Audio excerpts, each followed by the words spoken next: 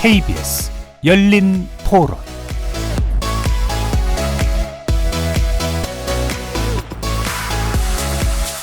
안녕하십니까. KBS 열린 토론 정준희입니다. 특별한 교육을 받아가지고 보다 더 나은 이제 초선진국으로 갈 수 있는 길들을 마련하는 게 안 좋겠나 하는 게 제 생각입니다. 자사고나 자공고도 하나의 기득권층이 이미 됐다고 생각이 되거든요. 그러다 보니까 당연히 기득권에서는 반발이 생길 수밖에 없는 것이고요. 그래서 저는 뭐 교육은 어차피 100년 대기를 보고 가는 거지 않습니까? 짧은 어떤 성과를 내기 위한 어떤 목표보다는 길게 보면서 계획해 나가는 게 좋지 않을까 생각을 하고 있습니다. 뭐든지 급작스러운 건 좋은 건 아니거든요. 분야에 맞게 학생들을 키워낼 수 있는 장점이 될 수 있을 것 같아서 좀 유지를 찬성합니다. 한 정책에 정해졌으면 그거를 쭉 이어져 가고, 사실 뭐 4년마다 바뀌고 뭐 이런 식으로 되면은 어떤 정책이든 그 효과가 발휘될 수 없다고 생각하기 때문에, 단기로 이뤄질 수 있는 효과들이 절대 아니기 때문에 하나로 정했다면 좀 그대로 가는 게 맞지 않나 싶습니다. 정치가들이 정확히 우리가 나가야 할 곳을 먼저 짚고 그것을 위한 목표를 정하는 것이 좋을 것 같습니다. 입학 연령 하향 방침을 둘러싼 논란으로 장관이 사임한 후 꽤 오래간 공석이었던 교육부 수장에 새로운 후보자가 얼마 전 지명됐습니다. 이명박 정부의 교육정책을 입안하고 진행시켰던 이주호 한국개발연구원 교수가 그 주인공인데요. 당시 자율과 경쟁을 표방한 자사고를 설계하고 추진했던 인물이어서 2025년 일제히 일반고로 전환될 예정이었던 자사고가 존속될 수도 있다는 그런 신호로도 해석됩니다. 지난 10여 년간 교육계 논쟁의 중심에 있었던 자사고의 폐지와 존치를 둘러싼 논쟁과 전망, 네 분의 전문가와 살펴보도록 하겠습니다. KBS 열린 토론 지금부터 시작합니다. 살아있습니다. 토론이 살아있습니다. 살아있는 토론, KBS 열린 토론. 토론은 라디오가 진짜입니다. 진짜 토론, KBS 열린 토론.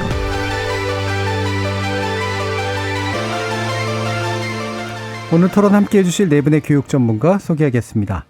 먼저 김경회 명지대 교육대학원 석좌교수 나오셨습니다. 예, 안녕하십니까. 예, 김경회입니다. 예. 자, 박대권 한국학중앙연구원 대학원 교수 자리하셨습니다. 네, 안녕하세요. 박대권입니다. 반갑습니다. 전경원 경기도 교육정책자문관 나오셨습니다. 네, 안녕하세요. 전경원입니다. 그리고 홍민정 사교육 걱정 없는 세상 공동대표 자리해 주셨습니다. 네, 안녕하십니까. 홍민정입니다. 만나서 반갑습니다. 저희 열린 토론 문자로 참여하실 분 샵 9730으로 의견 남겨주시면 되는데요. 단문 50원, 장문 100원의 정보 이용료가 붙습니다. KBS 모바일 콩 그리고 유튜브를 통해서 무료로 참여하실 수 있고요.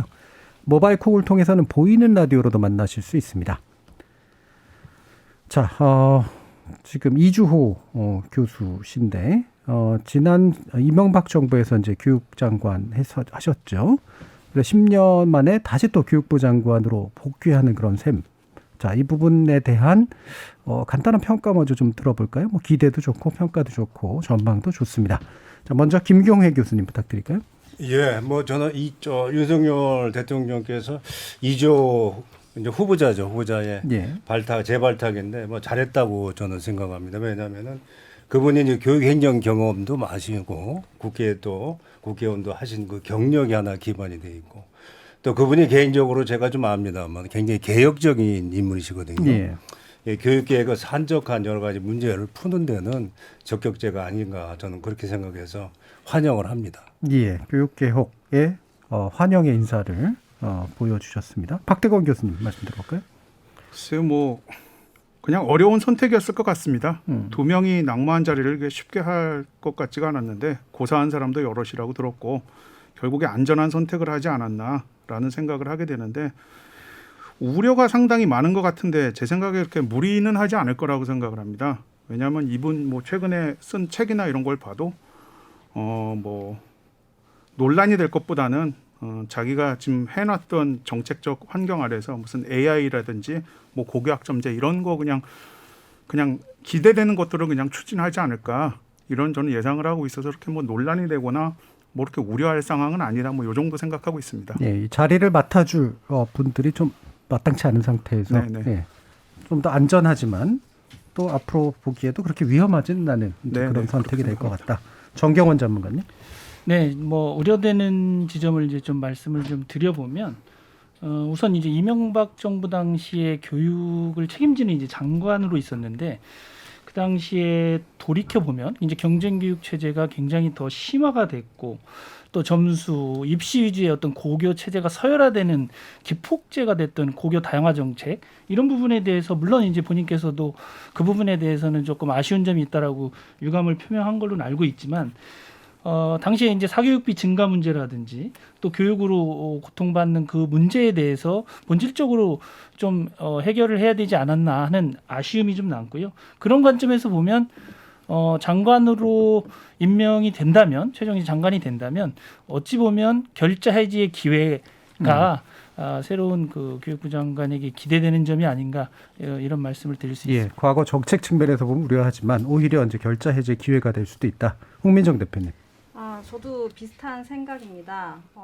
어쨌든 이분이 약간 경제학자 출신이지 않습니까? 그래서 시장주의적 또 이제 경쟁주의적 관점으로 자율과 경쟁을 좀 강조해서 고교 다양화 300 정책도 추진된 것으로 알고 있습니다.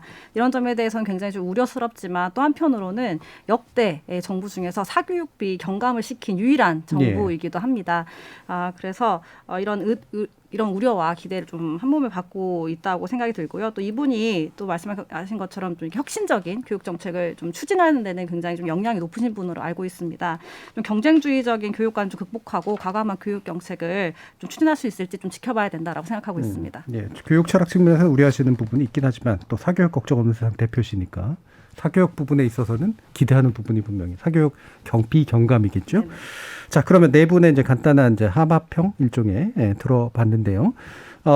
그러면 이제 일단 출발점 자체를 이명박 정부의 교육 정책에 대한 이제 평가로부터 이제 시작해야 되지 않을까 싶습니다.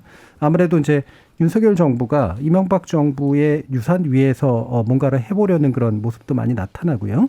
실제로 인물로도 그것의 연속성이 바로 이주 후보자에게 또 나오는 측면들이 있어서요. 전반적으로 이명박 정부의 교육 정책에 대한 철학적 관점이나 수단, 방법론에서 상당한 좀 견해 차이가 있을 것 같아서 일단 김경애 교수님 말씀 주시죠. MB 이명박 정부의 이제 정책에 대해서는 저는 후한 점수를 주고 싶습니다. 이제 이게 진보 좌파 계열에서는 상당히 경쟁과 자유를 위해서 양극화시켰다, 서열화시켰다, 경쟁 중심이다 이렇게 비판을 많이 하시는데. 고교 다양화 일환으로 지금 우리가 토론하는 자사고도 그때 도입을 했고 전국 단위 학업성 지도 평가를 통해서 상당히 기초학력을 올리는 데 기여했거든요. 아까도 홍 대표님 말씀했지만은 역대 정부 중에서 사교육부가 제일 준 정부 중에 하나입니다. 그리고 대학에 대한 여러 가지 정책, 또 학교 정보 공개를 했다든지 실용 영어 교육을 강조했다든지 우리가 이런 부분은 새 정부도 충분히 이게 한번 재검토해서 도입하고 반영할 필요가 있다고 생각하기 때문에 이건 충분히 좋은 점수를 주고 싶고 자꾸 자율과 경쟁을 부정적으로 보시는데 그럴 필요가 없다고 저는 생각을 하거든요. 그런데 추후에 자세히 말씀을 드리겠습니다. 정경원 전문가님.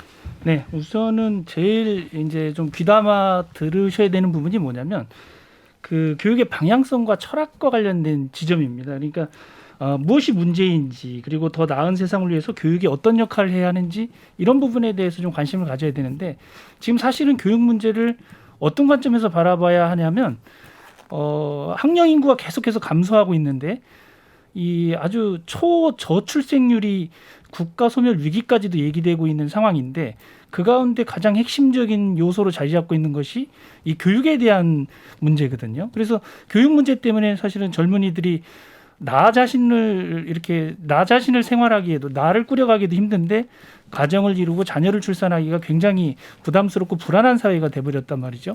그렇다면 이제 교육을 논하는 자리에서는 국가 소멸 위기 1호 국가라고 영국에 있는 옥스퍼드 대학 인구문제연구소에서 우리나라를 이렇게 지목을 했거든요. 지금 인구 감소 문제가 굉장히 심각한 상황인데 그 핵심에 교육 문제가 자리 잡고 있다. 그렇다면 과도하게 조성된 경쟁 시스템, 불안, 타인과의 경쟁 속에서 살아남기 위한 고군분투, 각자 도생 이러한 교육 어떤 상황들을 해소해주고 해결해 주어야 인구 문제도 해소가 되고 해결이 되고 국가 소멸 위기로부터도 벗어날 수 있는데 이러한 밑그림 아래에서 교육 정책을 집행하는 것이 옳다. 그렇다 하면 경쟁 위주의 어떤 그 서열화를 강요하는 이런 시스템은 오히려 국가 위기 상황으로 갈 수밖에 없다. 그래서 철학적 관점에서 볼 때는 경쟁을 완화하고 물론 적당한 경쟁은 필요하죠. 그러나 과도한 경쟁으로 인해서 불안에 시달리게 하고 자녀를 낳는 것조차 겁이 나는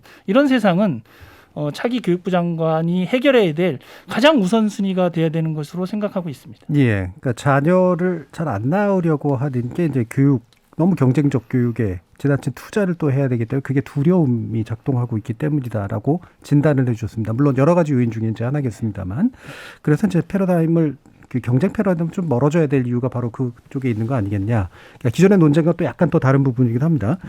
다른 분들도 말씀 한번 좀 줘보시죠. 박대웅 교수님 한번 의견 주시죠. 글쎄 뭐 인구 소멸을 교육부 장관이 막을 수 있을 것 같지는 않고요. 그 교육 문제 때문에 지금 출생을 기피한다 이런 말씀을 하셨는데 제가 보기에는 공교육보다는 좀 사교육비 때문에 좀 그럴 수 있지 학교 교육은 우리가 워낙에 투자를 많이 하고 있기 때문에 뭐 우리가 진짜 대학교까지 지금은 비용이 이렇게 많이 들지는 않거든요. 워낙에 국가 장학금이 잘 돼 있어서 그러면 과연 뭐 저기 홍 변호사님, 홍 대표님 나오셨지만 사교육을 유발하는 요인들이 뭘까? 오히려 이제 이 부분에 대해서 좀 생각을 해볼 필요가 있는데 사교육 유발이 사실 뭐 최근에 많이 된 거 보면은 뭐 지난 정부 때 정말 논의가 많이 됐지만 학생부 종합 전형으로 인한 그런 비용들이 되게 많이 발생됐다고 통계들이 보여주고 있는데 오히려 그 부분에 있어서 입학사정관제를 도입하는데 아주 혁혁한 공헌을 한 이주호 장관이 거기에 있어서는 어느 정도 원죄를 가지고 있다고 볼 수는 있을 것 같습니다. 예, 그 부분은 이제 문제가 있으나, 네. 예, 그러니까 인구 감소라든가 이런 영역에서 공교육의 현재 체제가 이제 다 또 그 부분에 영향을 미쳤다고 보긴 또 어려운 부분이 있다. 예. 자, 홍민정 대표님. 저도 정경원 이제 선생님께서 말씀하신 걸 굉장히 크게 동의를 하는데요. 예. 사실 경쟁이 되게 필수적이다라고 교육계에서 말하는 패러다임 자체를 좀 바꿔야 될 필요가 있다라고 생각이 좀 예. 듭니다.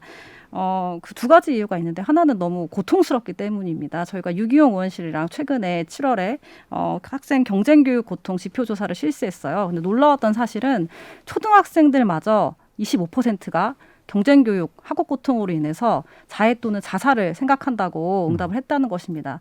이게 25%면 별로 많은 숫자가 아니라고 생각할 수도 있지만 한 반에 지금 25명이거든요. 그럼 6, 7명이 초등학생들이 학업 경쟁으로 이렇게 죽고 싶다라는 생각을 한다는 겁니다. 굉장히 심각한 현실이고 이런 고통 지표만 보더라도 이 경쟁이 좀 필수적이어서 해야 된다라고 강요하는 것은 너무 폭력적이다라고 보여지고요. 또 하나는 사실 우리가 경쟁은 굉장히 생산적이고 효율적이다라는 착각을 하고 있는데 많은 연구에 따르면 경쟁은 사실은 전혀 생산적이지도 효율적이지도 않다라고 말하고 있습니다. 이거 굉장히 일관되고 명백하게 사실 이루어지고 있는 연구 결과이기 때문에 다시 한번 이 경쟁의 패러다임을 내려놓고 교육 본질을 회복하는 문제에 대해서 다시 한번 생각해 봐야 된다라고 말씀드리고 싶습니다. 예. 뭐 철학 차이가 분명히 좀 있긴 한데요. 예, 이 철학 차이를 이제 그러면 구체적인 이슈하고 연관시켜서 이제 좀 살펴보면 더 좋을 것 같은데 오늘 이제 자사고 문제를 또 집중적으로 얘기하려고 해서요. 결국 이제 수월성 교육에 관련된 또 논쟁하고도 연관이 돼 있기도 합니다. 과연 이제 이 현재 자사고가 이제 그 경쟁 문제에서의 또 핵심적인 요소냐라는 부분도 좀 짚어봐야 될 것 같고요. 그다음에 수월성 교육 자체와 자사고의 교육 어떤 방침 또는 제도라고 하는 것이 잘 연결되는 제도냐라는 것도 한번 살펴볼 필요가 있을 것 같아서 일단 박대웅 교수님 말씀 한번 들어볼게요. 일단 뭐 자사고가 경쟁하고 그렇게 관련이 있냐 놓고 보면 지금은 별 관계는 없습니다. 왜냐하면 지금 학생들이 한 재학 고등학교 경우에 한 10% 정도가 자사고에 진학을 하고 있고요. 그리고 광역 단위 자사고의 경우에는 무슨 성적으로 선발하지 않거든요. 뭐 1.5요소 그냥 추첨으로 한 다음에 면접을 하는 정도이기 때문에 이게 과거에 많이 정책적인 어떻게 보면 적용을 해서 그 사교육비가 드는 부분들을 많이 없앴기 때문에 이게 예를 들어서 무슨 어떤 경쟁이나 사교육비를 예를 들어서 촉발을 한다 이렇게 보기는 되게 힘들 것 같고요. 특히 지역에 있는 자사고 같은 경우에는 지역 균형 발전 차원에서 보는 게 어떻게 보면 큰 형평성 차원에서 보는 게 되게 맞지 않나라는 생각이 듭니다. 왜냐하면 지금 지역 소멸 아까도 전 소장님 말씀하셨지만 지금 초등학교 고학년만 돼도 지역을 떠나려고 그런 일이 많아지거든요. 뭐 중학교 때 뭐 말할 것도 없고요. 근데 심지어 진보교육감님들도 지역에 있는 자사고는 놔둬야 된다, 건드려지 말아야 된다는 말씀들을 하시고 심지어 선거 때 되면 진보정당에서도 국제고 유치 같은 이야기를 해요. 그래서 이러한 것들이 보면 우리가 과거에 만들어져 왔던 패러다임, 그러니까 사람이 많았을 때 정말 대학 가는 슬롯이 적고 가려는 사람은 많고 충분히 수용을 못할 때, 고등학교도 그럴 때 만들어진 경장에 대한 패러다임이 조금 변해야 되지 않을까. 지금은 오히려 사람이 줄기 때문에 지역에 있으면서 거기에서 우수한 인재를 오히려 밖에서 유치하고 있는 우수한 인재들이 떠나지 않도록 하는 데 있어서 지금 자사고가 역할을 할 수 있지 않겠느냐라는 생각을 합니다. 그러니까 예를 들어서 수도권에 있는 기관들을, 공공기관들을 지방으로 이전을 시키기도 하는데 거기서 학생들을 끌어들이고 있는 자사고를, 특히 지역에 있는 자사고를 뭐하러 일부러 없애냐. 오히려 서울이 논란이 되면 오히려 지방으로 보내는 게 맞지도 않겠냐라는 생각까지도 저는 좀 듭니다. 예, 홍 대표님. 저는 뭐 수월성 교육에 사실 여러 가지 의미가 있지 않겠습니까? 근데 뭐 수월성 개념이 교육적으로 좀 합리화되고 정당성을 갖는 것은 모든 학생들이 자신의 잠재력을 최대한 발휘할 수 있도록 하는 그 수월성 개념이 사실은 저도 긍정하는 개념이고 지지하는 사실은 개념이고, 여기 자사고가 추구하려고 하는 수월성 개념은 정말 학업 성취도가 높은 학생들을 분리 교육해서 더 좋은 환경에서 잘 교육하게 해주겠다. 사실 이런 수월성 개념이거든요. 아까 교수님께서 말씀하신 거와 저 비슷한 맥락으로 얘기하고 싶은데 오히려 인원이 굉장히 많이 줄었기 때문에 정말 엘리트 교육 중심으로 소수의 학생들만 뽑아내서 하는 교육이 지금 필요한 시점이 아니라, 지금 MB 정부 때만 해도 학생들이 70만 사실 가까이 됐었는데요. 지금은 40만, 2030년대만 해도 30만대로 떨어질 거라고 예상을 하고 있습니다. 그랬을 경우에 수월성 교육이 정말 필요한 부분은 모든 학생들이 잠재력을 가장 최대한으로 발휘할 수 있도록 하는 교육 환경 구축하는 데 있다고 생각이 듭니다. 그런 측면에서 자사고는 사실은 앞서 말한 그런 엘리트들을 교육하는 것, 그리고 더 학업 성취도가 높은 학생들을 더 높게 하는 것, 이거에 사실은 더 목적이 있기 때문에 사실은 바람직하지 않다고 보고 있고요. 그리고 아까 경제기 자사고 때문에 일어나는 환경은 아니다라고 말씀하셨지만, 저희가 2019년에 조사한 바에 따르면 사실 그 광역단위 자사고에 진학한 학생들도 월 100만 원 이상 사교육비를 쓰는 비율을 보면은 일반고보다 훨씬 높습니다. 3-4배 가깝게 높거든요. 그러니까 그 학교에서 잘하려고 하는 경쟁, 이런 것들이 계속해서 이루어지고 있기 때문에 뭐 자사고가 경쟁을 뭐 부추기는 건 아니다라는 건 좀 다른 데이터들이 있다라고 말씀드리고 싶습니다. 그러니까 자사고에 들어가려고 하는 경쟁과 자사고 안에서 이제 학업을 높이기 위해서 하는 경쟁을 이제 구별해야 된다라는 그런 말씀이시죠. 자, 수월성 그러면 관련해서 조금만 예. 보완해보면요. 전사고로. 네, 그 수월성 교육이라는 요 개념은 사실 관건은 이 범주를 어디까지 우리 사회가 합의하고 용인할 수 있을 것인가라고 보는데, 예. 지금 현재 예를 들면 영재학교라든지 과학고라든지 이 정도에서 수월성 교육이 이루어지는 것에 대해서는 많은 분들이 다 공감을 하는 것 같아요. 그건 뭐 진보든 뭐 보수를 주장하는 분들이든. 그런데 이제 자사고 단위로 넘어가서까지 과연 수월성 교육을 해야 되는 것이 옳으냐라는 점에는 이견이 이제 있는 것 같고요. 그리고 학생 간 학교 간 경쟁은 사실은 절대평가 시스템에서도 충분히 경쟁이 이루어진다고 보고 있고요.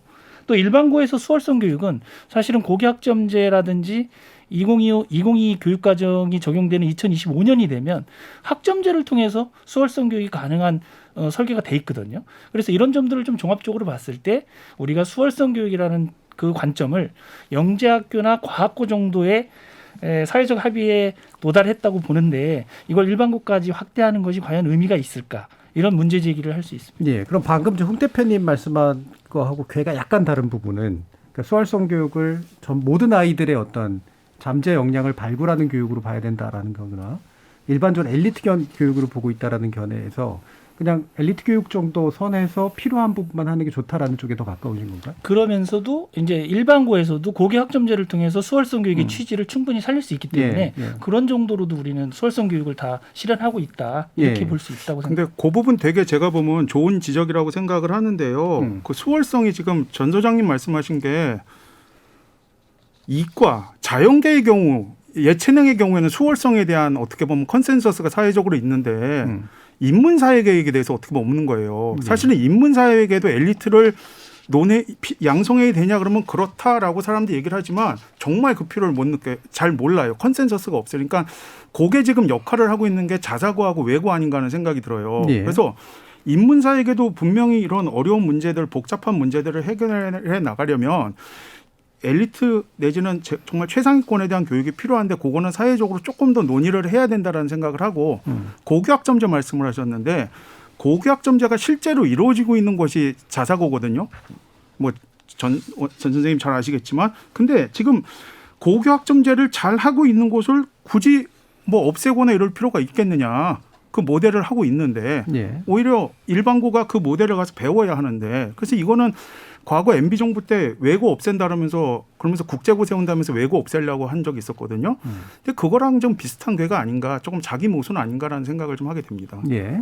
자, 그러면 김 교수님도 말씀해 주시죠. 수월성 교육을 보통 세 가지 얘기를 하거든요. 아까 우리 홍 대표님처럼 이제 보편적으로 모든 사람의 이제 엑셀런시 예. 포올이라고 그래가지고 그러니까 모든 사람들이 자기마다 타고난 적성과 소질이 다른 거니까 그걸 최대한 발현해 주는 게 소위 말해 모든 사람의 수월성 교육이고요. 이제 자사고나 이제 외고 그다음에 소위 말해 특목고 학생들이 전체적으로 한 4% 정도밖에 안 되거든요. 그리고 아까 얘기했지만은 영재의 과고가 한 0.5%밖에 안 돼요. 사실 그래 아까 우리 박태근 교수 얘기했지만은 그 조금 인문사회 쪽에 소양이 있고 학습 동기와 학습 수준이 좀 나아가는 학생을 위해서 학생이 학부모들 선택권을 줘서 가도록 하는 거기 때문에 그걸 예를 들어서 이제 수월성 교육을 그러니까 뭐 자연과학 이과만 해야 된다, 뭐 예체능만 해야 된다, 뭐 이렇게 한정하는 건 잘못된 거고요.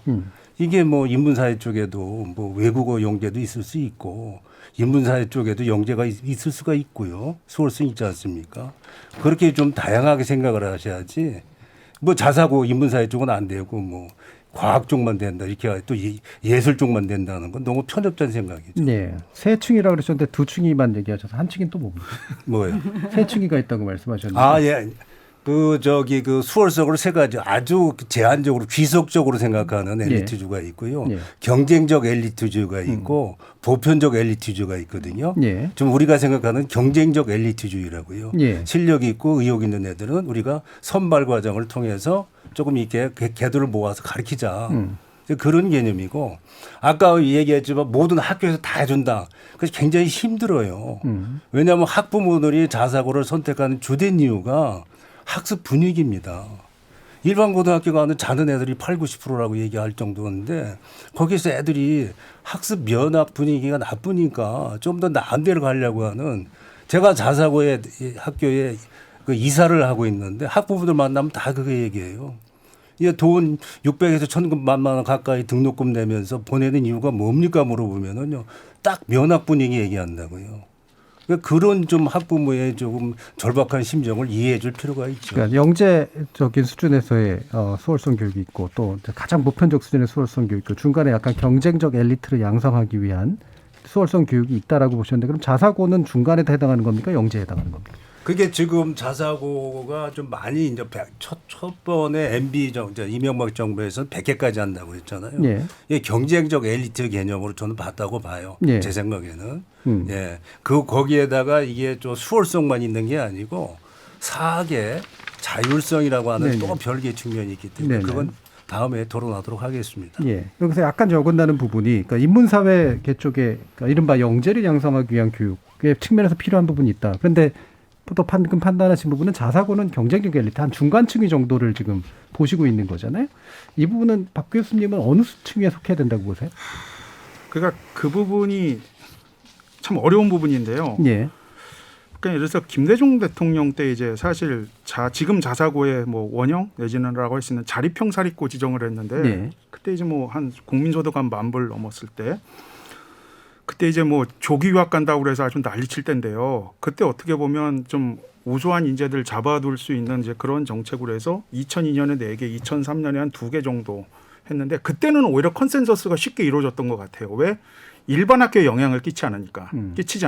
전국에 한 6개 학교 정도가. 그때 이제 민사고나 이제 상상고 네. 이런 것들이 생긴 건데. 근데 이조 장관 때 이제 그때 저는 뭐 방향보다는 제가 보면 속도나 이 양이 문제였다고 보는데 갑자기 고교 다양화 300개 하면서 자율형 사립고 100개 만든다 그러면서 이게 일반 학교에 영향을 주기 시작해서 뭐 입시 제도까지도 이제 영향을 줘버렸는데 저는 이제 그 부분이 되게 좀 문제가 있지 않았나 하는 생각이 듭니다. 그래서 김 교수님 말씀대로라면 오히려 이게 인문사회계 엘리트 중심으로 일반 학교에 영향을 주지 않는 선에서는 사회적으로 합의가 가능했는데 이게 어떻게 보면 일반 학교에까지 영향을 주게 되면서 상당히 그게 이제 논란의 소용돌이로 빠지지 않았나 그런 생각을 합니다. 그러니까 현실적으로 이제 중간층이 경쟁적인 층인데 이게 이제 일반 다시 말하면 수월성 교육의 보편성을 추구해야 되는 데와 충돌을 일으킬 수 있는 요소들이 좀 잠재 있었다. 그렇죠. 그래서 그게 그래서 그 형평성에 대한 논란이 있었기 때문에 광역 단위 자사고 나중에 생긴 자율형 사립고 같은 경우에는 지금 1차로 학생들 이렇게 선발할 때 추첨으로 뽑거든요. 성적 같은 거 안 뽑고 그다음에 면접이고. 근데 이제 아까 홍 대표님 말씀하신 것처럼 광역 단위는 예를 들어서 중학교 성적을 보는데 그래서 그 정도로 이게 지금 어느 정도 김 교수님 말씀대로면 엘리트와 이 중간에 경쟁으로 이렇게 키우는 거가 광역 단위 자사고냐 아니면 전국 단위 자사고냐 요 두 개가 그 역할을 나누고 있는 거 아닌가 하는 생각을 현실적으로는 합니다. 어떻게 보세요, 전답? 네, 뭐 그런 관점에 동의할 수 있고요. 근데 이제 본질적으로 보면 지금 자사고 이 존폐 문제는 저는 이제 시간이 해결해 줄 거라고 보는 게 왜 그러냐면 현재 자사고 경쟁률을 보면요. 거의 1.5 평균 한 1.5대 1이고 미달나는 학교들이 굉장히 많아요.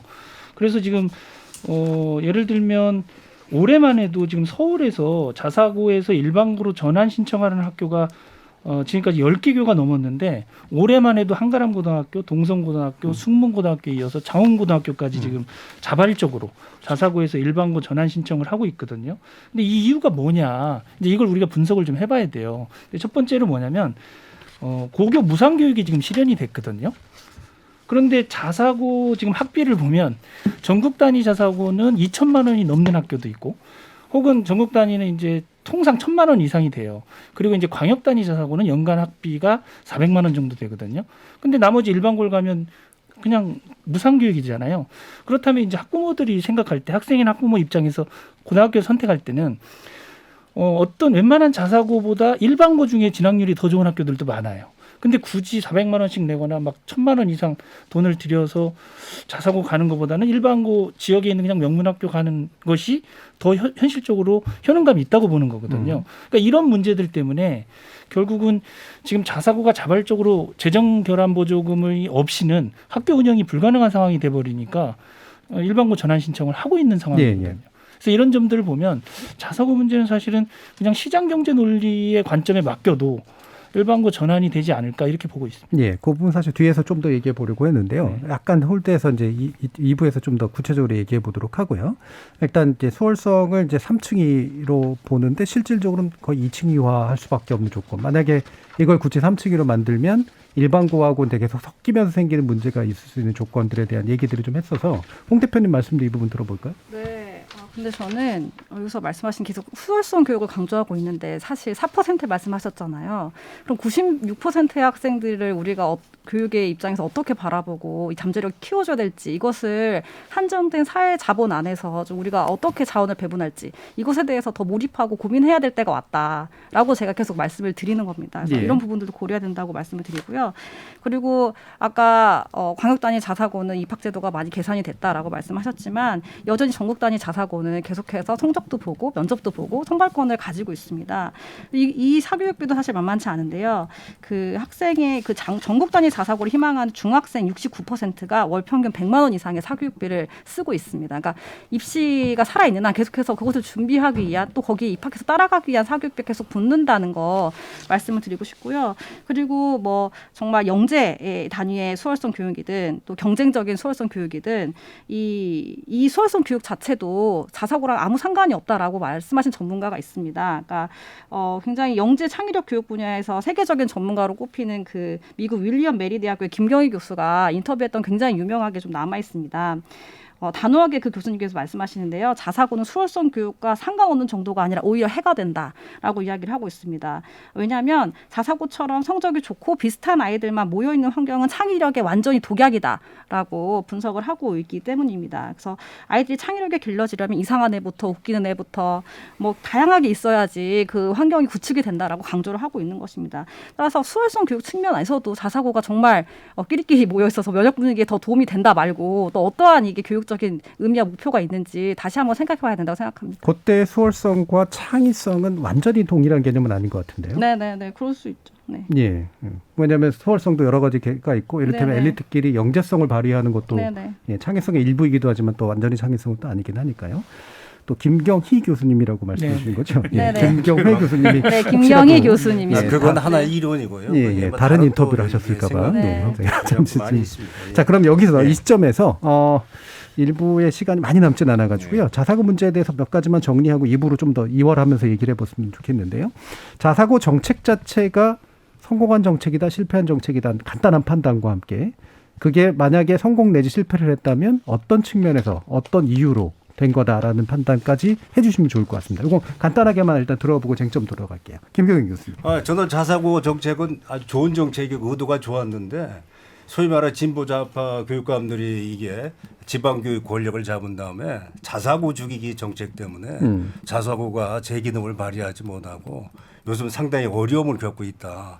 새 정부에서는 자사고의 본래 취지대로 이게 교육과정 자율권하고요, 학생 선발 자율권, 인사 재정 운영의 자율권을 줘야 되거든요. 그게 상당히 규제되고 억압돼 있는데 그걸 원래 취지대로 돌려줘야 된다. 그렇게 주장을 하고 싶습니다. 예, 올바른 정책이었는데 지역에서 지역 교육감들이 진보 교육감들이 망쳐놨다. 예, 그렇게 생각합니다. 전자고는. 네, 저는 일단 실패한 정책이라고 보는데요. 그 근거는 뭐냐면 시대적인 통찰력이 좀 부족했다 이렇게 평가할 수 있을 것 같아요. 뭐냐면 교육과정 다양화를 추구했는데 지나고 보면 사실 자사고 교육과정은 대학 입시에 초점을 맞춘 교육과정을 입시에 초점을 맞춘 교육과정, 획일화된 교육과정을 운영한 결과가 만들어졌고요. 또 하나는 이제 학령 인구 감소에 따른 다양한 어떤 교육 환경의 변화에 대해서도 통찰력이 좀 부족한 거 아니었나 이런 평가를 하고 싶습니다. 예. 자, 박대근 교수님. 지금 뭐 자사고 그러면 아까도 말씀드린 자립형 사립고, 자율형 사립고를 네, 좀 네. 나눠볼 수 있다고 생각하는데 자립형 사립고는 매우 좋은 정책이었다. 근데 자율형 사립고는 여전히 논란이 된다. 뭐 이 정도 말씀드리고 싶습니다. 논란이 된다는 건 너무 많은 학교를 지정했다라는 거고요. 잘하고 있는 자립형 사립고마저 자율형으로 바꾼 것들. 그다음에 예를 들어서 국가의 지원을 아예 끊어서 거기서 형평성 문제가 생길 수밖에 없었던 건데 논란이 실패가 아니라 논란이 된다고 하는 말씀들은 예. 그게 정책 조정을 통해서 예를 들어서 아까 전 수장님 말씀하신 것처럼 깜냥이 안 되는 학교는 일반고로 전환을 하고 있고 입학 시험도 뺑뺑이를 돌려서 하고 있고 하기 때문에 논란이 되지 실패라고 딱 단정 짓기는 힘들 것 같다. 알겠습니다. 예, 홍 대표님. 네, 저는 실패한 정책이라고 평가를 하고 있는데요. 크게 4가지 이유에서입니다. 하나는 목적에 맞게 운영되지 않았고 입시 위주의 교육을 굉장히 더 강화해서 운영했던 점을 들 수 있고요. 두 번째는 우수학생 쏠림 현상으로 인해서 고교 서열화가 굉장히 좀 심각하게 문제가 되었다라고 볼 수 있겠고요. 세 번째로는 아까 계속 말씀드렸지만 사교육을 유발한 요소들이 분명히 있었다. 지금도 자사고에 입학하기 위한 경쟁 또 따라가기 위한 경쟁들 계속되고 있다 말씀드리고 네 번째로는 교육 불평등의 심화입니다. 사실 자사고가 3배 일반고의 3배에 달하는 이제 학비를 받으면서 교육과정 다양화를 이렇게 허락해 준 그런 형태의 학교이기 때문에 교육과정 다양화는 사실은 모든 학생들에게 허락돼야 되는 것이지 일부 교육비를 3배 이상 낼 수 있는 가정 경제 배경을 가지고 있는 학생들에게 허락되어야만 되는 것이 아니라고 생각합니다. 예. 이런 이유에서 실패한 정책이다라고 보고 있습니다. 예, 그 네 분이 약간 각양각색인 측면들이 좀 있긴 있습니다. 예, 조금씩 비슷하기도 하지만 다른 측면들이 좀 있어서요. 방금 사교육 문제를 얘기하셔서 MB 정부가 사교육비를 절감한 건 맞지만 자사고 정책은 사교육 사비 절감과 무관하다라고 이제 보시는 거죠. 오히려 조장했던 측면이 있다고 보시는 건데 김경규 교수님 이분 어떤 판단하시나요? 이게 사교육비가 늘고 있다고 자꾸들 쉽게 얘기해 자사고 가기 위해서 자사고 외고 가기 위해서 중학교 과정에 사교육을 많이 받는다 얘기를 하는데요. 사교육비가 유발 이유는 여러 가지가 있거든요. 통상 얘기하면은 공부 좀 많이 하는 애들이 사기권 애들이 일반적으로 사교육비를 많이 써요. 예. 저기서 얘기하는 건 단순히 일반고하고 자사고만 비교를 하기 때문에 이런 사교육비가 차이가 나오는 걸로 나온다고 저는 생각하고 사교육비 결정 요인이 아까 얘기했지만은 공부 잘 학업의 상위권이냐 이거 하는 문제 집안의 가정적인 그 경제력이라든지 그다음에 자녀가 하나 있을 때 둘 있을 때 또 사교육비 차이가 있거든요. 이런 변수를 차이를 따지면은요 사교육비 차이는 별로 없다. 왜냐하면은 자사고에서 잘 가르쳐 주기 때문에 자사고 들어와서 그 다음에 일반고 그 학생이 자사고 들어왔을 때하고 일반고 들어왔을 때 예? 어떠한 이제 사교육비 차이가 있느냐 이렇게 분석해야 되는데 그런 분석한 자료는 없고 단순히 이제 자사고 가고 외고 가기 위해서 중학교 때 사교육을 많이 한다 이 통계 갖고 얘기하는데 그만 갖고 얘기할 수는 없다. 저는 예. 그렇게 그 자체를 그 주장을 부정하고 싶습니다. 예, 원래 사교육비를 많이 쓸 가정이나 또는 그 아이가 자사고로 진출한 건 뿐이다. 뭐 그럴 개연성은 있죠. 뭐 그렇게 단정적으로 얘기할 예, 단정할 수는 수는 없지만 굳이 현재 나온 자료를 보면 홍 대표님.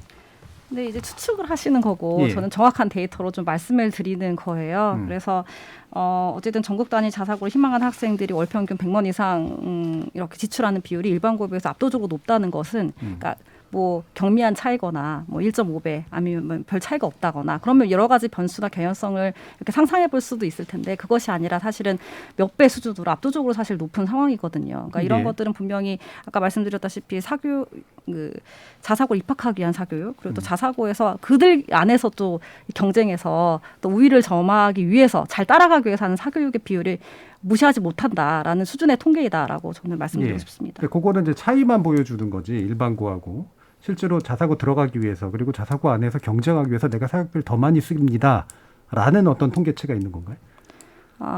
그런 것은 아니고 희망 예. 고교 유형별로 저희가 조사를 했을 때 예. 대부분 이제 자사고뿐만 아니라 특권 학교들을 지원하는 학생들, 희망하는 학생들이 사교육비 굉장히 월등하게 많이 쓰이고 있습니다. 그런데 예.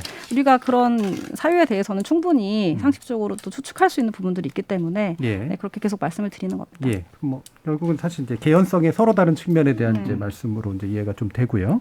자, 그다음에 다시 또 이제 이 부분도 이제 짚어봐야 되는데, 일단은 이제 그 아까 박태근 교수님은 이제 자립형 측면에 있어서 다시 말하면 소수의 영재를 양성하기 위한 그리고 그들에게 뭔가 자율권을 주는 방식으로서의 소수의 고등학교의 존재는 괜찮은 측면이 있고 예. 자사고 정책도 좀 그랬어야 되는데 네. 그 부분에서 이제 약간 미스가 있었다라고 판단을 하셨는데요. 네. 그 관점에서는 자사고의 일부 내지 함께 좀 존치될 필요가 있고 그게 긍정적인 네. 요소라고 판단하시는 것 같아요. 예, 맞습니다. 그래서 그러니까 뭐 형평성, 수월성 얘기를 하면 뭐 모든 학교가 수월성과 형평성을 동시에 추구하는 거지. 뭐 자사고는 수월성이고 일반고는 형평성이고 이렇게 얘기하는 게 힘들 것 같고요. 왜냐하면 자사고에서 아까 말씀드린 것처럼 지금 뭐 10% 정도 뭐 지역균형 선발도 하고 이런 것도 형평성을 위한 노력들은 하거든요.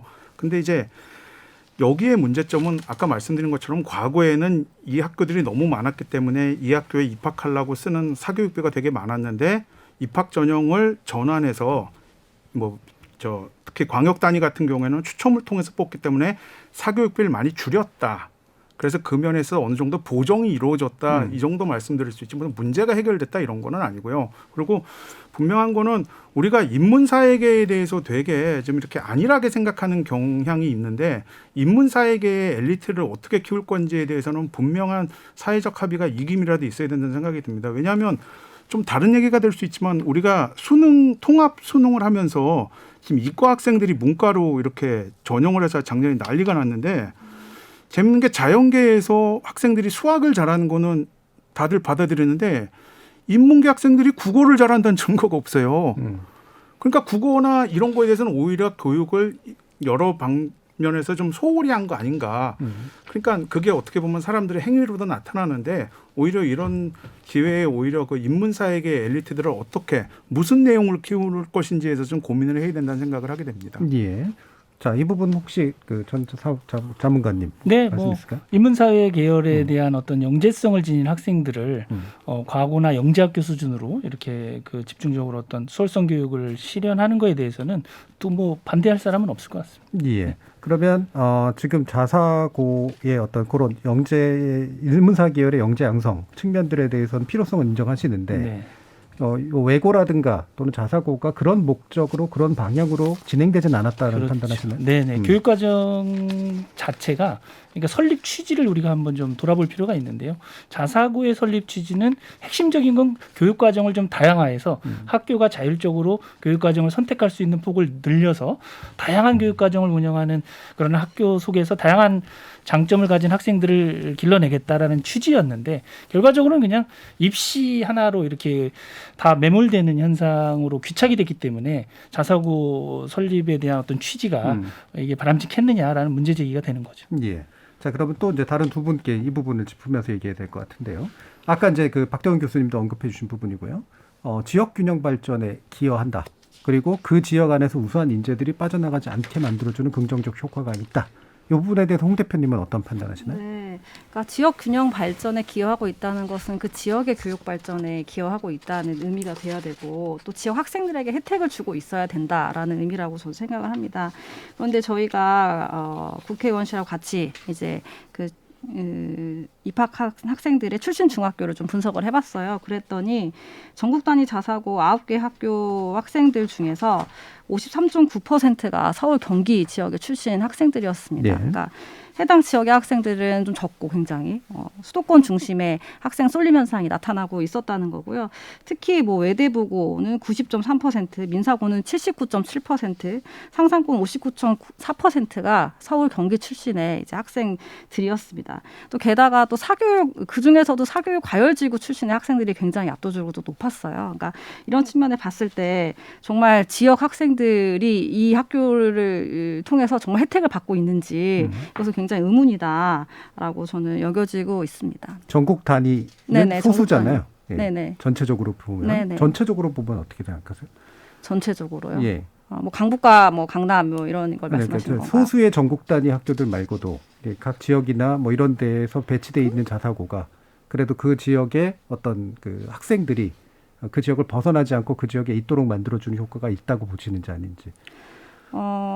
일단 뭐 강남과 강북 뭐 그리고 지역의 광역 단위 자사고 같은 경우에 사실 그 학생들이 결국에는 더 본질적으로 그 지역에서 육성되고 기여되려면 사실은 더 큰 단위의 논의들이 필요한 부분이라고 생각. 결국에는 대학에 들어가면 이 학생들이 결국 수도권으로 대학을 진학하지 그 학교에서 공부하고 그 지역 학교 대학에 입학하고 또 그 지역에 기여하는 그런 인재로 육성될 수는 없잖아요. 그러니까 저는 결국엔 본질적으로 지역 균형 발전에 도움이 된다라고 말할 수 있으려면 결국에는 좀 더 장기적으로 보고 본질적으로 이 문제를 해결해야 되지 뭐 자사고가 지역 균형 발전에 도움이 되고 있다라고 단언할 수 없다. 그런 문제라고 보입니다. 저희는 오히려 그 부분이 지역 균형에 기여를 하고 있다고 보는데 선생님 그 서울이나 수도권 학생이 그 학교가 없으면 고등학생이 거기까지 내려갔겠습니까?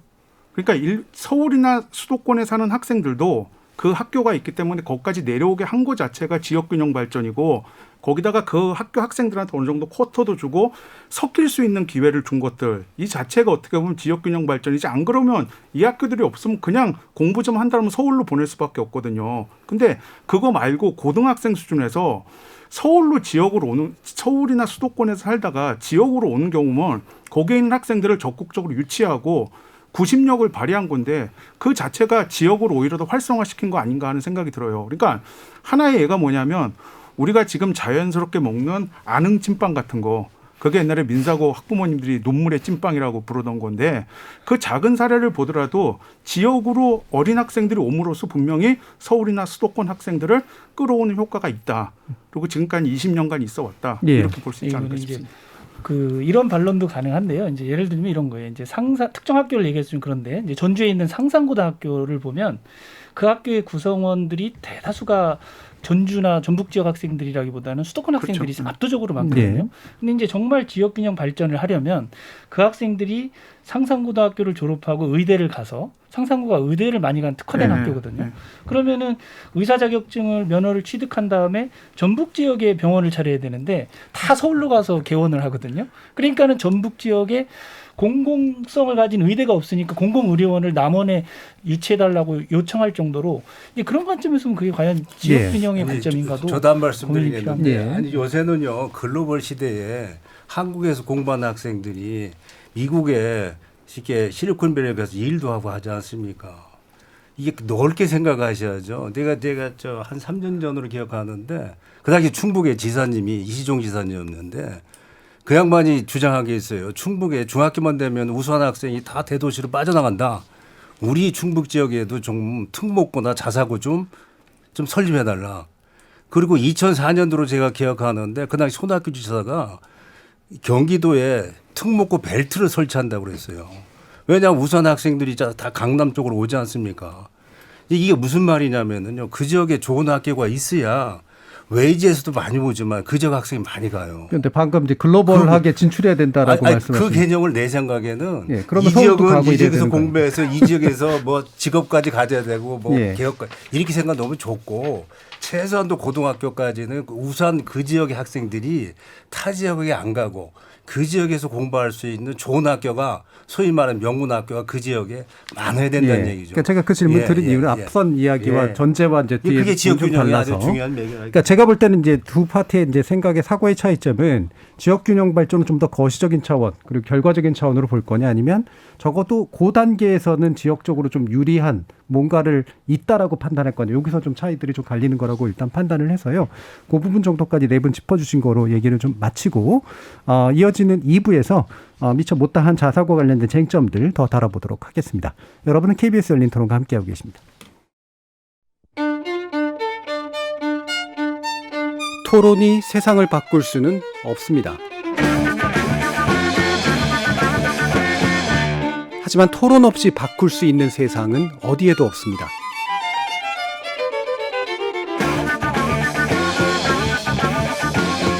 세상의 선한 변화를 갈망하는 당신. 정답이 아니라 질문의 힘을 믿는 당신. 우리 KBS 열린 토론에서 만납시다.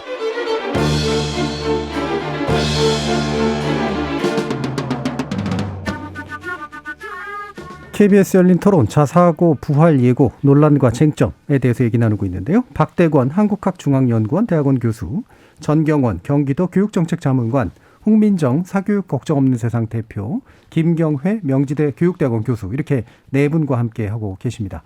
자, 사실 1부에서 원래 좀 논의하려고 했던 걸 2부로 끌어오면서 같이 논의하려고 하는데요. 이를테면 자사고가 이제 고교 서열화에 지나치게 기여만 한 거 아니냐라는 그런 부분도 있었고요. 또한 동시에 이제 그러니까 문재인 정부에서 이제 자사고를 이제 폐지 쪽으로 이제 가닥을 잡았는데 그 중간에 이제 이를테면 이제 그 점수 재평가하는 방식으로 좀 일찍 폐지하려다가 이제 사법부가 이 부분을 제동을 걸면서 결국은 2025년 일제 전환으로 이제 방침을 정하게 되는 그런 식의 일들이 생기면서 생기는 문제도 있었던 것 같은데 결국엔 이런 것들을 좀 이렇게 이제 묶어보면 서열화 문제는 좀 뒤에서 결론적으로 얘기한다고 하더라도요. 이게 안정감이 좀 부족한 게 아니냐. 아까 이제 물론 이제 전 자문관님께서는 이게 뭐 자연 수명이 이제 끝난 것 같다라고 이제 보시기도 했습니다만 자사고 관련된 정책이 지나치게 이제 정권마다 이제 확 달라지는 그런 측면들이 있지 않느냐. 이것이 뭐가 문제고 어떻게 좀 개선하는 게 필요하냐라는 부분에 대한 언급을 좀 해주셨으면 좋겠습니다. 일단 전 장관님. 네. 중요한 지적 말씀하신 것 같고요. 이 자사고의 존치의 법적 근거가 사실은 시행령에 있거든요. 예. 그러다 보니까 이제 정권이 바뀔 때마다 여기 시행령은 이제 대통령령이라고도 하는데 대통령이 바뀔 때마다 자사고 문제가 존치가 됐다가 또 폐지로 기울었다가 이렇게 계속 반복되고 있거든요. 그래서 이 문제를 본질적으로 해결하려면 사실은 학교 유형에 대한 부분은 굉장히 중요한 부분이기 때문에 초중등 교육법으로 수렴을 해야지 이걸 시행령으로 두고서 정권이 바뀔 때마다 계속 자사고 문제가 등록금 문제가 이렇게 왔다 갔다 하는 것은 바람직하지 않다고 생각합니다. 예, 어떤 방향으로든 법을 통한 네. 이제 규정을 하는 것이 좋을 것 같다. 네. 박대근 교수님 어떠세요? 글쎄 저는 운영상에 문제가 있으면 문제를 해결을 해야지 뭐 그 본질적으로 뭐를 해야겠다라는 건 좀 너무 폭력적 아닌가라는 생각이 들려요. 그 법률적으로 규제하는 건. 그러니까 이게 예를 들어서 자사고가 문제가 된 게 결국에 대학 가는 게 유리해서 그런 건데 그때 그렇게 되면 그래서 내신 성적을 반영하든지 하면 되거든요. 근데 본고사 못 가게 하고 학종 비율 커지면서 대학에서는 검증된 학생들 뽑고 싶어 하니까 자사고 의존이 커졌어요. 그럼 이건 학교 문제가 아니고 입시 전형 방법의 문제인데 이거를 왜 대학에 왜 고등학교에 왜 존립과 이걸 연결시키는지 이건 좀 과잉된 거 아닌가. 이건 예전에 체력장 하다가 사고 났다고 이건 체력장 없앤 거랑 거의 같은 생각인 것 같아요. 예. 학생들 운동을 더 시켜야지 왜 체력장을 없애냐 이런 게 있고 여기 변호사님 계셔서 이런 말씀 드리기가 좀 남사스러운데 이게 법률에서 말하는 소위 말해서 그 입법 과잉 행위 아닌가라는 생각이 들어요. 이게 뭐 비례의 원칙, 과잉 금지의 원칙에 이게 위배가 되는 거 아닌가 하는데 헌법 제37호 2항에도 국민의 모든 자유와 권리는 국가 안전 보장, 질서 유지를 또는 공공 복리를 위하여 필요한 경우에 한하여 법률로 제한할 수 있다고 이제 나와 있거든요. 예. 그러니까 이런 법률로서 뭔가를 제한하는 경우에는 정말 되게 조심해야 된다. 근데 지금 수십 년째 잘하고 있는 학교들을 어떤 문제가 있다고 해서 그걸 법률로 금하겠다? 이거는 제가 보면 시민적 저항에 처할 수도 있고 법률에서도 분명히 말하고 있는 과잉금지의 원칙에 위배되지 않나 하는 생각을 합니다. 근데 전자국 선생님 생각은 그게 존치가 됐든 폐지가 됐든 법체계 차원에서 좀 다뤘으면 좋겠다는 생각이신 거라. 이게 존치라면 어떻게 보세요? 존치는 찬성하겠죠. 일단 저는 그냥 내비뒀으면 좋겠어요. 자꾸 건들려고 하지 말고. 이게 법으로 하는 건 어쨌든 존치가 예. 됐든 폐지가 됐든 그걸 법이 규정하는 건 지나치게 딱딱하고 과잉한 규정인 것 같다. 시행령 차원에서 정부가 좀 유연하게 대처하는 게 낫다. 없는 거를 새로 만들기 위해서는 법이 필요하겠지만 있는 거를 없애기 위해서 법을 갖다 고친다는 건 정말 조심해야 되지 않나 하는 생각을 합니다. 알겠습니다. 혹시 홍 대표님? 네. 그 자사고 제도가 계속해서 이제 좀 불안정한 것은 이 법률에 또 시행령 법령에 이제 그 존재 설계 자체가 좀 불안정하게 사실은 이루어졌기 때문입니다. 그 초등교육법 제61조에 근거해서 사실은 자사고가 설립이 됐고 또 이것을 좀 더 구체적으로 근거해서 규정하고 있는 것이 시행령 그 제91조의 3이라고 사실들 많이 알고 계세요. 근데 그 초중등교육법 제61조를 보면은 학교 교육제도를 포함한 교육제도의 개선과 발전을 위해서 특히 필요하다고 인정되는 경우에 한시적으로 교육과정을 달리한 학교를 운영할 수 있도록 되어 있습니다. 그러니까 어떤 교육제도 발전을 위해서 이걸 한번 해볼까? 근데 교육과정을 좀 달리 적용한 학교를 한번 한시적으로 한번 만들어 볼 수 있게 해줄게. 사실 이런 취지에서 제61조가 있는 것이고 그것에 따라서 이제 자사고가 사실은 설립이 된 거다라고 이제 많이들 이야기를 하고 있어요. 그러니까 아예 법률에 이것은 한시적으로 실험적으로 한번 해봐. 라고 사실은 명시한 사실은 법률이다. 입법 취지에 따르면 그렇기 때문에 이제 그런 사실은 불안정한 것들이 계속 도래되는 것이고 또 이 취지에 따라서 5년마다 운영 성과를 통해서 재지정하도록 되어 있기 때문에 시행령에 계속해서 이제 5년마다 도래하게 되는 거죠. 필요하냐 필요 없냐. 그러니까 이런 태생적인 입법 취지상의 한계가 분명히 있다라는 거 말씀을 드리고 싶고요. 그리고 아까 교수님께서 법률로 하지 말았으면 좋겠다라고 하시지만 그 아까 정경원 선생님께서 말씀하신 것이 그 헌법 제31조 제6항에 교육제도 법정주의라는 중요한 원칙이 있습니다. 그것이 교육제도의 가장 기본적인 사항 같은 경우에는 법률로 정해야 된다. 정권이 마음대로 좌지우지 안 하고 안정성을 주기 위해서는 교육제도 법정주의가 필요하다라고 명시를 한 것이거든요. 근데 아시겠지만 자사고와 이제 일반고 동시선발 위헌 소송이 있었지 않습니까? 근데 거기서 헌법재판소가 판단을 부분적으로 했어요. 그러니까 이 학교의 종류에 대한 건 너무나 중요한 교육의 기본적인 사항인데 법률로 안정해서 문제가 있다라는 일부 의견들이 있었습니다. 재판관들 한 번 한 번 의견이 되게 중요하기 때문에 헌법재판소 결정문에 다 그런 것들을 명시를 하고 있어요. 그러니까 이 교육제도 이 학교의 종류를 시행령에 두는 것은 교육제도 법정주의 위반의 소지가 있다라고 말씀하시는 재판관들이 많이 계신다는 말씀이죠. 그렇기 때문에 이것은 학교의 종류를 그리고 기본적인 사항을 법률에 정하는 것은 헌법 사항이다라고 말씀드리고 싶고 그 차원에서라도 이제 학교의 종류를 제대로 명시를 하는 개정이 필요하다라고 사실 저는 보고 있습니다. 네. 그럼 애초에 법조항이 이걸 허용한 면도 있지만 정부가 이명박 정부 때 그거를 좀 과잉하게 활용한 면도 있다 이렇게 보시나요?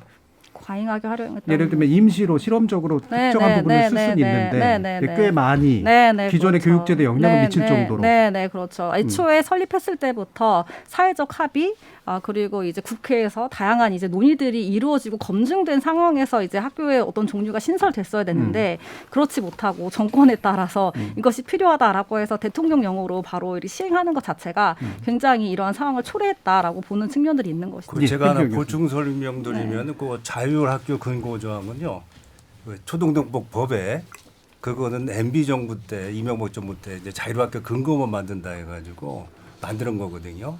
그래서 약간 자사고도 들어가고 마이스터 고등학교 이런 게 들어가는 조항으로 이제 포괄적으로 교육과정을 국가에서 정하기 때문에 교육과정의 운영에 좀 자율성을 주자. 근데 그 자율성을 제대로 활용하는지를 한번 주기적으로 평가를 해서 예, 예. 하겠다 해서 한시적이란 말이 들어간 겁니다. 그리고 그 다음에 한 거는 이제 시행령에 넣어서 한 건데 지금은 좀 모든 말씀하는 분들이 이제 이게 중요한 제도를 정권의 색깔에 따라 바뀌면 안 되니까 법률의 근거를 두면은 국회 논의 과정에서 충분히 심의가 되니 예. 좀 안정성이 있지 않겠느냐 그런 말씀들을 하시는 것 같아요. 저도 예. 그 말에는 동의를 합니다. 예, 알겠습니다. 자, 그러면 이슈를 또 한 가지 좀 해보면 결국 입시 문제가 중요하잖아요. 우리나라에선 뭐든 간에 어떤 정책을 정하든 간에 입시에서 그 교육의 수용자들이 입시에 맞춰가지고 스스로 막 여러 가지 방식의 정책 전략들을 선택하게 되는 그런 경향들이 생기는데 결국 입시 제도를 어떤 식으로든 바꾸지 않으면 이런 교육 과정이나 교육 제도에 관련해서 지속적으로 문제가 생길 수밖에 없다라고 판단을 하시는지 전주한관님. 네, 사실은 우리나라의 그 대학 입시와 고교 체제는 아주 밀접한 관련이 있거든요. 대학 입시를 어떻게 설계하느냐에 따라서 또 고교 서열화 문제가 계속되는데 지금 굉장히 시기적으로 되게 중요한 시점인 게 뭐냐면 2022 교육 과정이 올해 하반기에 이제 개별 교과목 그 세부 성취 기준이랑 고시되면서 2025년에 이제 그 고교 학점제가 전면 도입되거든요. 그리고 일몰제로 자사고도 폐지된다고 얘기를 했었고 그런 상황에서 지금 교육 과정과 또 고교 학점제와 대학 입시가 어떻게 연동이 되느냐가 이 자사고 문제하고도 아마 긴밀하게 연결이 돼 있을 거예요. 학점제를 학교에서 실현하려면 교육과정을 실현하려면 대학 입시는 어떻게 바뀌어야 되느냐 몇 가지 전제가 있는데요. 첫 번째로 2022 교육과정이 요구하는 것은 기존의 객관식 오지선다형의 그 정답을 고르는 교육을 지향하고 프로젝트 위주의 학습, 또 토론 이런 거 심화된 교육을 강조하고 이런 교육 과정에서 서술형, 논술형 문항 출제까지도 지금 언급이 되고 있는 상황이거든요. 그렇다면 고교 학점제와 교육 과정과 대학 입시 연동하는 지점은 교육 과정을 적용하기 위해서 평가 시스템을 지금의 상대 평가로 가면 고교 학점제는 취지가 왜곡되거든요. 그래서 절대 평가로 전환이 돼야 되고 또 대학 입시 같은 경우는 대학의 요구가 있고 학생 학부모의 요구가 있어요. 그래서 대학에서는 자율권을 달라고 하거든요. 대학에서 학생을 선발할 수 있는 자율권을 달라. 그러나 이제 학생 학부모들의 요구는 그 전형 절차에 대해서 조금 더 상세하게 투명하게 정보 공개를 해달라. 그래서 이 두 지점을 서로 공통분모를 찾아내지 않으면 사실은 어려운 또 입시 제도를 갖게 되는 거거든요. 예. 그래서 예컨대 수능을 지금과 같은 형태로 가져가지 않겠다는 것은 이미 공표가 됐고 4년 예고제에 의해서 2028학년도 대학 입시가 이 고교 학점제로 2025년에 들어간 학생들이 치르는 첫 시험이거든요. 그래서 4년 전에 예고를 해야 되니까 2024년 상반기까지는 대학 입시제도의 구체적인 모델을 이제 발표를 해야 되는데 그래서 교육부가 지금 살짝 던진 말들은 서술형, 논술형 그리고 수능의 형태를 서술형, 논술형으로 가져가면서 어떤 형태로 가져갈 것인가에 대한 논의는 아직 명확하게 말을 안 하고 있어요. 예. 그래서 이것을 말 그대로 대학에서 수학할 능력이 갖춰져 있는가를 보는 정도로 마무리를 한다면 일종의 자격고시화가 되거든요. 네. 그러면은 이제 대학 입장에서는 학생 선발의 자율권을 달라고 하니까 예를 들면 서류와 면접 전형 중심으로 갈 텐데 그때 학부모 학생들이 동의할 수 있는 지점은 뭐냐면 정보를 투명하게 공개하고 이의 제기를 했을 때 명확하게 답변해 줄 수 있는 정도까지 가지 않으면 대학의 자율권에 동의하기는 어려울 거라고 생각을 합니다. 예, 결국 위험 요소는 고교 학점제 시행 그리고 절대평가 필요성 도입 그다음에 수능의 자격고시와 뭐 논술 플러스 그런 게 이미 일어날 텐데 대학이 요구하기에는 선발 자율권을 투명하게 보장하려면 여기선가 충돌되는 점이 있어서 여기에 집중을 해야 된다. 일단 이런 이제 문제 설정을 해주셨는데요. 김기현 교수님 어떠세요? 수능 절대평가를 누가 종종 얘기하겠고서 하는데 수능 절대평가하면은 대학의 입장에서 그럼 타당하고 신뢰스러운 전형 요소를 어떻게 합니까? 본고사 허용하실 거예요? 이게 수능 절대평가 자격고사 주장하는 건데 노무현 정부 시절에 수능을 2등급, 5등급 하고 그 소위 말하는 이력철로 교육 이력철로 학생부를 뽑자. 이건 대학 평준화 의도거든요. 왜냐하면은 이게 성적 또는 실력으로 뽑게 되면은 상위권 대학에 우수 학생 몰리는 걸 막을 수 없다는 판단에서 변별력 있는 전형 자료를 아예 없애는 거예요. 그러면 중요한 거는 그럼 내가 왜 떨어지고 합격했는지 모른단 말이에요. 그럼 학부모들이 동의하겠어요? 이 공정하다고 생각해서 안 됩니다. 그래서 저는 궁극적으로 얘기하는 거는 수능을 이원화를 주장을 하거든요. 예. 예, 수능 1은 그래서 그걸 진로형 수능이라고 주장. 1은 기초학력 보는 거 국영수족의 도구 과목 중심으로 그거는 절대 평가도 괜찮아요. 그러면은 5단계로 해서 A는 예컨대 90점 이상 줘도 되고 그다음에 수능 2는 진로형으로 보자. 내가 진학하는 과목에 대해서 수능을 2를 보자. 그건 서술 논술로 볼 수 있거든요. 그건 대학이 평가하는 건 그러면은 이게 제대로 우리가 얘기하는 대부분의 대학은 많은 대학은 수능 완으로 다 끝낼 수도 있어요. 좀 학생 모집이 어렵기 때문에 소위 말하는 상위권 대학은 수능 2를 가지고 거기서 변별력을 내면 되고 아까 얘기하는 고교 학점제 얘기하는 진로에 맞춰서 고등학교 때 수업 들은 것을 대학 입시 수능하고 연결시킬 수 있거든요. 예. 지금 내가 대표적으로 그 얘기를 많이 하는데 지금 대학의 경상계열이 13%예요.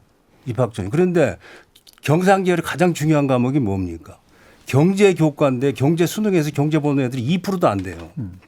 수능에 유리한 점수 중심으로 애들이 과목 선택을 하고 대학에 가서 다시 경제 공부를 해야 되거든요. 이런 문제가 있기 때문에 진로형 수능으로 하자. 수능 예. 완투로 나누자. 그걸 주장하고 싶고요. 예. 궁극적으로는 대학 입시는 이제 정부의 손을 떼야 됩니다. 예. 대학이 알아서 할 수 있도록 하는 시점이 왔다.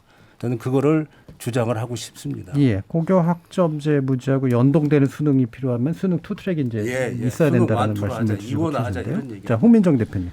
네, 저도 여러 선생님들께서 얘기하신 거 전반적으로 동의가 되는 부분도 있는데요. 사실 뭐 교육과정의 다양화 그리고 고교학점제 취지를 제대로 살리기 위한 입시 지금 그것을 위해서 지금 필요한 게 무엇인가 좀 생각을 해본다면 사실 계속해서 수능이 바뀌지 않으면 제대로 된 고교학점제, 교육과정에 다양화는 사실은 어불성설이다라는 평가가 많이 이루어지고 있습니다. 왜냐하면 지금 너무 수능이 고교 교육과정을 다 이렇게 잡아먹는 그게 너무 크기 때문에 그런데요. 그러니까 정말 과목 선택이 다양하게 일어나고 또 교육과정을 다양하게 할 수 있으려면 그 선택에 맞는 수능 입시가 사실 이루어져야 되는 부분이 있는데 현재는 뭐 수능 최저 수시에도 다 걸려 있고 그리고 공통적으로 봐야 되는 수능의 시험법이 또 너무 많고 너무 어렵고 사실 여러 가지 룸이 없는 상황입니다. 수험생들에게. 그래서 무엇보다도 수시 지금 단기간으로는 수시에서의 수능 최저를 좀 이렇게 폐지한다던가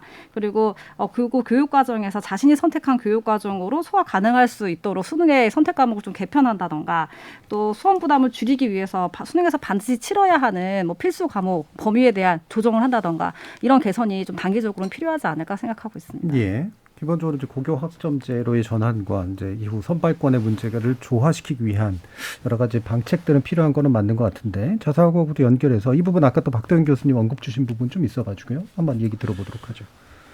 고교 학점제와 관련해서 자사고를 어떻게 하면 되냐고 물어보신다면 내비두면 됩니다. 왜냐하면 고교 학점제 모델은 자사고가 이미 하고 있거든요. 고교 학점제는 쉽게 말씀드리면 우리가 다녔던 고등학교를 지금의 고등학교를 대학으로 바꾸는 겁니다. 어느 정도 규모가 있어야 되고요. 수업이 다양하고 수준이 있는 수업들이 이루어져야 되는데 자사고는 그동안 그러한 고교 학점제를 운영해 왔고 그래서 쌓아놓은 경험이 있다. 이렇게 말씀드릴 수가 있고요. 또 두 번째가 지금 논의가 잘 안 되는 건데 규모가 되게 중요합니다. 지금 서울시 같은 경우에는 일반고가 2011년에 한 학교당 학생 수가 447명이었는데 2021년 보면 10년 사이에 223명 반토막이 나거든요. 근데 자사고는 369명에서 한 300명 정도로 줄어요. 무슨 말씀드린 거냐면 고교 학점제를 하려면 선생님들 수업 시수도 필요하고 어느 정도 확보가 돼야 되고 학생들도 한 과목에 대해서 다양하게 과목도 옆으로도 위로도 수준 있게 하려면은 한 학년당 학생 수가 한 300명 정도는 돼야 된다라는 이야기들을 하는데 지금 서울에 있는 학교들이 224명이거든요. 그러면 학교 통폐합이 되게 전제가 돼야 돼요. 학교들이 워낙에 줄었기 때문에. 근데 이 부분이 논의가 되고 있지 않거든요. 근데 좀 전에 말씀드린 것처럼 자사고는 학년당 300명 정도가 또 이상하게 계속 유지가 되고 있어서 교사 수업 시수 확보도 가능하고 다양한 수업을 운영할 수도 있는 가능성까지 있다. 운영해온 경험에 더해서. 그래서 자꾸 이렇게 내비두면 될 거를 자꾸 일반고 전환을 하려고 한 거는 아까도 말씀드린 것처럼 괜찮은 외국어가 없애고 국제고 만들려고 했던 MB정부 때 논리랑 되게 비슷한 것 같다. 그래서 잘하고 있는 자사고를 뭐하러 없애려고 하나라는 라는 생각을 전 그냥 하게 됩니다. 예, 알겠습니다. 자, 이제 시간이 다 돼서요. 이제는 좀 마무리 발언을 들을 시간인데요. 미처 이제 좀 강조하지 하고 싶었으나 못하셨던 부분이 있거나 방금 말씀 속에서 이제 한 번 더 짚어주고 싶으신 부분이 있으시면 한 1분 정도로 들어보도록 하겠습니다. 먼저 역순으로 홍민정 대표님 먼저 말씀 주실까요? 네, 저는 그 언론에 한번 나왔던 자사고 준비생의 일화를 좀 소개해드리면서 마치고 싶습니다. 그 여기 특정 이름을 거론해도 되나요, 프로그램? 예, 상관없습니다. 네네. 그 김제동의 톡투유에 이제 자사고 입학생이 직접 출연해서 본인의 어려운 상황들을 이야기했던 적이 있습니다. 자기가 초등학교 때는 중학교에 가서 전교 1등을 하고 싶었던 게 꿈이었다고 하더라고요. 그러면서 열심히 노력해서 전교 1등을 하니까 주변에서 자사고에 한번 도전해보는 게 어떻겠냐라고 많이 권유를 해서 또 다시 목표가 생긴 거죠, 이 학생에게. 그래서 막 공부를 하는데 같이 공부하던 친구가 이제 안타까운 선택을 하게 돼요. 근데 거기서 처음에 이해가 잘 안 갔다고 합니다. 그럼 공부 안 하면 되지. 왜 그렇게 고통스럽게 그렇게 선택을 했을까? 이렇게 얘기하는데 자기도 하다 보니까 이게 너무 힘들더라는 거죠. 일반 뭐 내신 성적은 공부하면은 전교 1등도 하고 100점도 맞고 하는데 자사고를 준비하는 이제 그런 교육과정 학원에서는 이제 40점 열심히 해도 40점 50점 나오니까 살고 싶지 않다. 잠을 많이 자고 싶다. 뭐 이런 이야기들을 정말 이렇게 했었는데 진솔하게. 그러니까 이런 아이들 굉장히 저는 많을 거라고 생각합니다. 그래서 이렇게 고통받는 학생들의 호소를 알고 있다면 저는 자사고 정책 이제는 좀 일반고 전환으로 바꿔서 모든 학생들이 학업 부담 없이 좀 즐겁게 자신의 진로를 찾아갈 수 있도록 하는 그런 학생 모두에 대한 수월성 교육이 필요하다라고 보고 있습니다. 네. 다음은 박대원 교수님 말씀 들어보시죠. 자사고가 1인당 한 국민소득 10,000불 정도 될 때 도입된 정책이거든요. 자립형 사립고가. 근데 그때만 하더라도 약 20년 전이니까 지금처럼 교육에 대한 기대가 그렇게 높지도 않고 요구도 다양하지 않았던 시절이지만 도입됐습니다. 근데 지금 보면 지금 뭐 35,000불 이러는데 국민소득이 요구도 다양해졌고 바라던 수준도 높아졌는데 최소한 학교나 교육도 이러한 사회경제적 변화를 충분히는 아니어도 어느 정도 수용해 줘야 되는데 이거를 뭐 증대하자 늘리자도 아니고 그냥 유지하자 이 정도도 교육계가 못 받아주냐 이런 거에서 좀 반성을 해야 된다고 생각을 하고요. 그래서 이 변화를 어느 정도 수용을 해야 되는데 우리는 그때마다 행정부가 과도하게 개입을 하든지 아니면 방종에 가깝게 내버려두는 양극단을 오간 것 같습니다. 그래서 부모들, 학생들 입장에서는 보험 드는 입장에서 사교육을 대안으로 선택해서 사교육비가 더 늘어날 수밖에 없었고요. 그래서 정부도 실패할 수 있고 정책이 실패할 수 있기 때문에 거기에서 그래도 어느 정도 안전할 수 있는 이 정도의 공교육 시스템인 자사고 정책, 자세고를 늘리자고는 안 하더라도 있는 학교들은 그래도 할 수 있게 내버려둬야 되지 않나 하는 생각을 하게 됩니다. 알겠습니다. 자, 그럼 전경원 자문관님. 네, 저는 앞서도 이제 잠시 말씀드렸다시피 통찰력 있는 결단이 필요하다고 생각을 하는데요. 2001년 7월 20일이 이게 무슨 날이냐면요. 720 교육여건 개선 사업이라고 그래서 당시 한한상 교육부총리 겸 장관이 김대중 전 대통령께 보고를 한 보고서가 있는데요. 이때가 언제냐면 IMF 국가 부도 사태 당시였거든요. 근데 그때 두 가지를 얘기하면서 하나는 IT, 반도체, 전자, 통신 이쪽에 지원을 해야 된다. 또 하나는 학급당 학생 수를 현재 50명이 넘는데 35명 이하로 낮춰야 된다. 라고 주장을 해요, 보고서를. 그때 이제 김대중 전 대통령이 이걸 과감하게 수용해서 2년 만에 50명이 넘었던 학급당 학생 수를 35명으로 줄였거든요.